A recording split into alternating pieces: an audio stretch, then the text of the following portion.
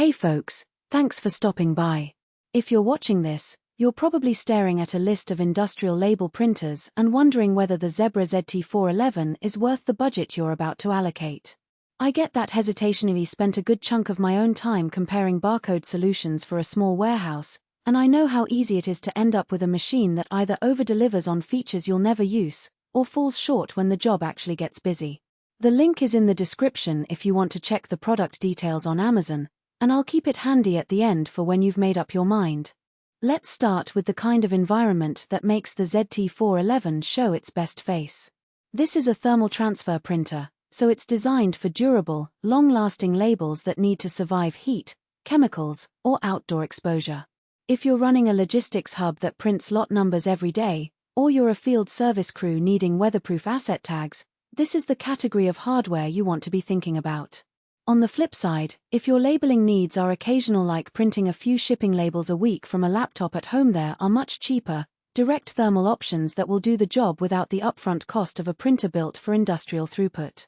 One of the first things you'll notice when you power the ZT411 up is that 4.3-inch full-color touchscreen. It's not just a pretty panel, it actually cuts down the time you spend digging through menus. In my experience, when you're configuring a new label format, you can walk through the wizard steps straight on the screen, see a live preview of the barcode and text layout, and make adjustments on the fly. That's a real productivity boost compared to models that force you to use a PC interface to design every label. For anyone who needs to switch label types frequently, say, a warehouse that goes from pallet labels to equipment tags on the same day, the touchscreen helps keep the workflow smooth. The connectivity options cover pretty much every scenario you'll meet in a modern operation. There's a built-in Ethernet port, so you can hook the printer up to your network and have it accept jobs from any computer without physically plugging in a USB cable.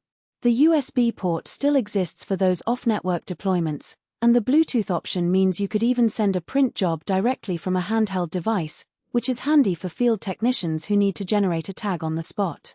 In practice, the Ethernet connection has been a reliable way to centralize label printing.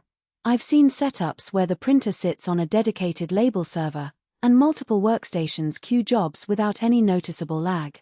The downside is that the Ethernet port is only 10100 Mbps, which is fine for label data but could be a bottleneck if you try to stream high-resolution graphics. Most users won't hit that ceiling, but it's worth noting if you plan to print large, image-heavy labels. Now, about the physical footprint and daily handling.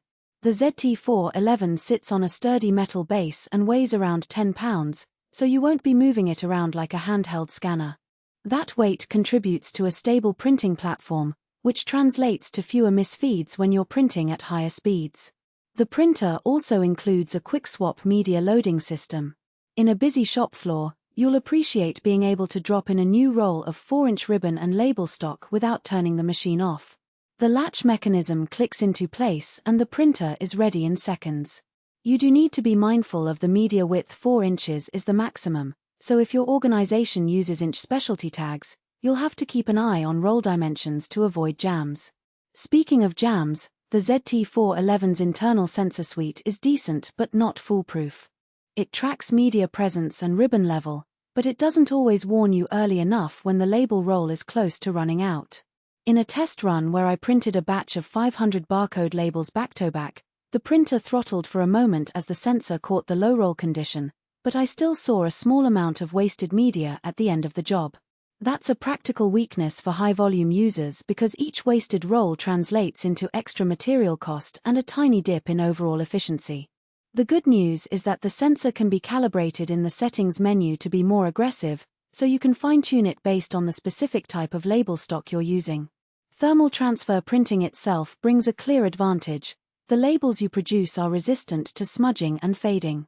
For anyone who has had a barcode become illegible after a few weeks in a warehouse humid environment, you'll understand why that durability matters. The trade-off is that you need to purchase both ribbon and label stock, which adds recurring expense. This isn't a problem if you have a steady volume that justifies the bulk purchase of supplies, but it does mean the total